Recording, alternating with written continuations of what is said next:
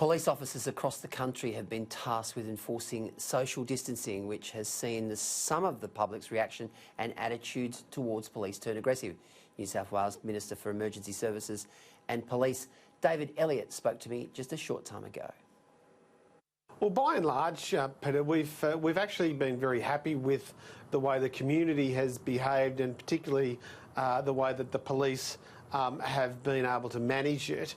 There have been 58 cases where individuals have spat at police, which is very much a dark part of the police operations, and with over 1,000 infringement notices issued, I think you can say that the police have taken these regulations seriously. But remember, police are just an arm of the government, and this government was committed to making sure we didn't go down the road of Italy and the United Kingdom and New York City, and that's clearly happened. I mean, you know, we're looking at our figures, and even proportionally, our figures make us the envy of the world, and it's the reason why, even though we've done it tough for a couple of months, we're all very, very excited and optimistic about the ability to return to normal. And nobody wants the pubs open more than the Police Commissioner and I can assure you of that. I can imagine. David, what about the fact that you've got so many police who are enforcing COVID-19 restrictions, and obviously that's their priority right now? What's happened to other policing matters, for example, on the roads? Are we seeing, obviously we're not seeing as many cars on the roads, but are you seeing a decline in the number of offences on the roads as a result of the pandemic and the fact that police are concentrating on COVID-19 measures?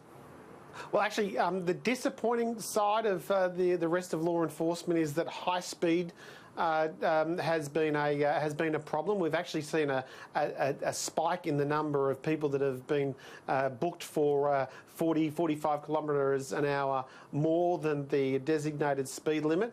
But a lot of the other indicators, a lot of the other crime rates are actually going down, and going down well. And police have actually been able to use that lull to get on top of some cold cases, to get back into ensuring that they are prepared for any spike. I mean, if we do go into recession, the police need to be conscious of the fact that often when there's a higher level of unemployed people, crime rates go up, so they're preparing for that in the event that we do go into recession. But I'm not convinced that that's a given yet. But what I am convinced of, that the New South Wales Police are prepared for all contingencies.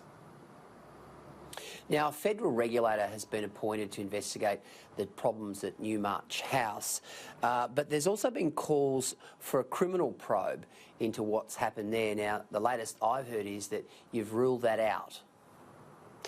Well, there's no suggestion that there has been any criminal activity in that village in Western Sydney. I've been keeping a close eye on it, not just as the police minister, Peter, but because my mother's in an Anglicare village in Western Sydney, not that one, but in another one. So obviously, like a lot of people, we've got family members that are in nursing homes, and we are concerned. But there's no suggestion of any criminal activity, so the police haven't gone down that road. But obviously, the police will work with all agencies that are investigating those deaths, and I'm comfortable that the decision from the Commonwealth today, the Commissioner responsible for those facilities, has indicated that there will be an independent investigation, and that's right and proper. But you know, this is a natural disaster, and when disasters occur, you know, unfortunately, we have a situation where we see these deaths. They're certainly not acceptable so far as the community is concerned. But we've got to accept the fact that there are accidents and there are deliberate acts, and I don't think there's any deliberate act here. Well, never a dull moment in New South Wales politics, is there? Of course, Barilaro has taken the long handle to his federal colleague Michael McCormack, and of course we had Andrew Constance, who was on the one hand running for the by-election in Eden Monaro, and then 24 hours later he's pulled out. What are your thoughts on all that?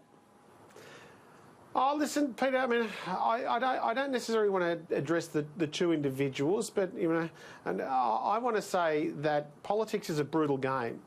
And like professional sport, like journalism, like soldiering, any of those other professions that require a little bit more stamina, you can't go into it with a glass jaw. You know, you and I in our various roles have people complain about us, say nasty things about us, sure. And we just got to we've got to accept it, and we've got to get on and get on with our life. I mean, nobody's attracted more entertaining headlines than me in the last 12 months, I can assure you of that.